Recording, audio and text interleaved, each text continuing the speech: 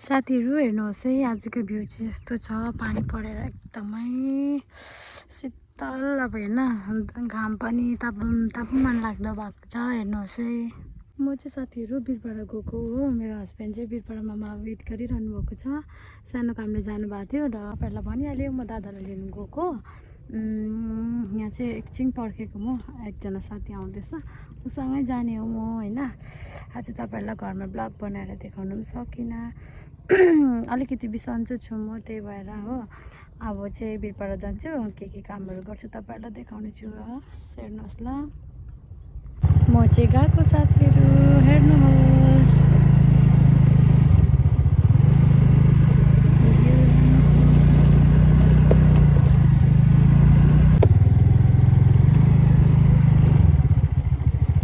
म चाहिँ साथीहरु आइपुगे लभलीमा हो दादा चाहिँ यहीँ बसिरहनु भएको रहेछ मलाई फर्केर अन्त खानेकुरा अर्डर गर्दै गर्नु भनेको थिएँ अर्डर गरेर पनि बिल गरेर पनि उहाँ बस्नु पर्दैछ हेरौँ के अर्डर गर्नुभयो मेरो लागि कति बजेसम्म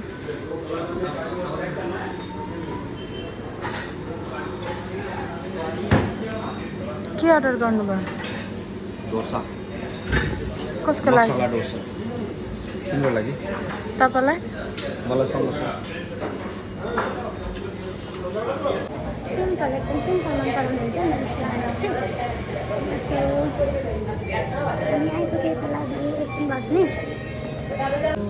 पर्खिरहेको छु हाम्रो अर्डरलाई अनि अर्डर आएपछि खाने हो बिहानदेखि केही नखाएर मेरो काम भयो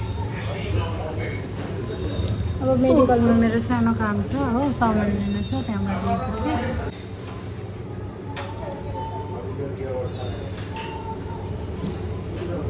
मन पर्दैन सेतो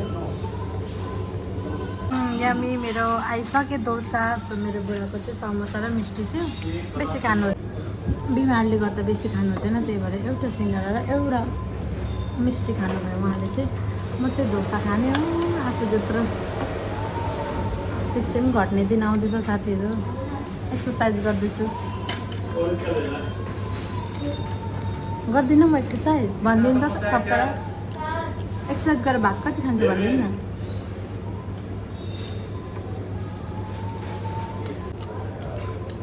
मैले एक्सर्साइज गर्दैन एक्सर्साइज खतरा गर्छ खाना पनि खतरा खान्छ नि अनि खाना त खानुपर्छ नि अनि खाँदिन्छ मजाले मैले भन्दा धेरै खान्छ खाना तपाईहरुलाई थाहा भयो होला हेर्नु उसको प्लेट र मेरो प्लेट हेरेर मेरो एउटा छ उसको दुईटा छ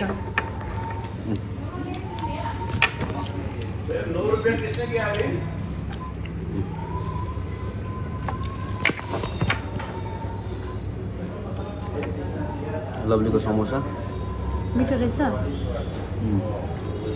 दामी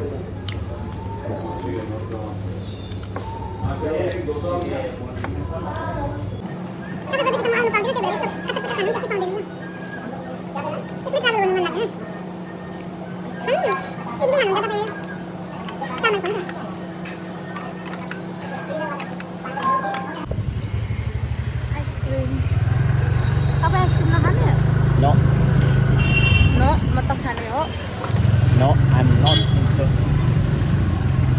मोटी केटी मात्रै च्वाक बाँकी सबै कुखुराको प्वाक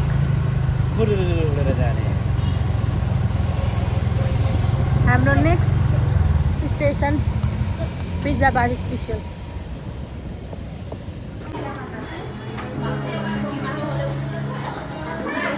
आज पिज्जा बार स्पेसलमा पनि आइपुगेको थियो हामीले खाना त खाइसक्यौँ खानेकुरोहरू त हो यहाँ मेरो हस्बेन्ड हुनुहुन्छ यहाँ चाहिँ हामी आउँदा आउँदै आज मेरो साथी पनि भेट भयो होइन हाम्रो चाहिँ वेडिङ डेट पनि एउटै थियो सबै कुरो एउटै हेर्नुहोस् मेरो साथी र उसको हस्बेन्ड हाई गरिदिनु दुईपल्ट भएर साह्रै लजाउनु हुँदो रहेछ ठिकै छ हामी गफसफ गर्दै गर्छ तपाईँहरू हेर्दै गर्नु हो साथीहरू मेरो चाहिँ दबाई पाएन त यहाँ मेडिकलमा लाइफलाइन मेडिकल जाँदैछु मेरो हस्बेन्ड स्कुटी लिएर आउनु हुँदैछ लाइफलाइन मेडिकलबाट लिएपछि हामी चाहिँ उठान जाने प्लान गरेको थियो हेरौँ हामी जाने हो कि होइन तपाईहरुलाई गयो भने म देखाउने छु है मेरो चाहिँ सामान भइसके म चाहिँ यहाँबाट गएको बाई बाई बाई। म चाहिँ यहाँबाट लागेको, मेरो सामान भइसकिसक्यो। सो हाम्रो स्कुटी चाहिँ उहाँ रहेछ, म त झन्डै यो स्कुटीमा चढेँ हो। अब तपाईँहरूलाई चाहिँ उठानमा गएर अलिकति भेट्छु, त्यहाँदेखिको सिधै घर जाने होला साथीहरू।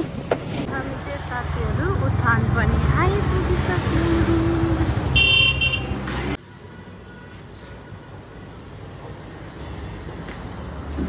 स्वागतम उठानमा। स्वागतम स्वागतम। होइन चिकन बिरयानी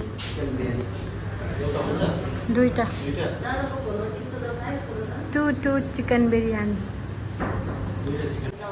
हामी चाहिँ अर्डर लिएर जाने हो, त्यही भएर हाम्रो अर्डर रेडी हुँदैछ। अर्डर रेडी हुँदैछ। उहाँ चाहिँ वासरुम गएर आउनुभयो, फ्रेसन अप भयो होला अलिकति, फ्रेस एन्ड अप। खाएर काले देखिन्छ नि म। काले भएको त राम्रो छ हौ। काले हुआ तो क्या हुआ, दिल वाले हम। अरे बस तिम्रो एक मुस्कान काफी छ। त्यति नै बस अरू केही छैन। जिन्दगीको सुकुन भनेको नै तिमी नै हो कि। फेरि भन्नु। जिन्दगीको सुकुन भनेको नै तिमी नै हो क्या।